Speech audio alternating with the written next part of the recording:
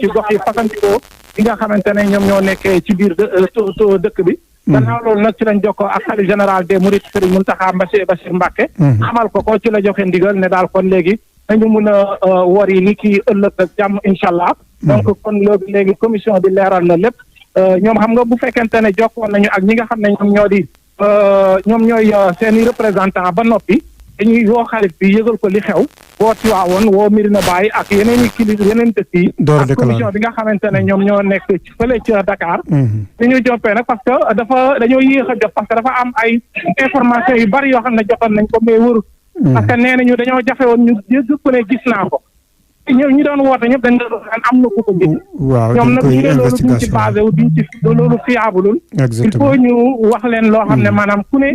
gisal na ko bëtam.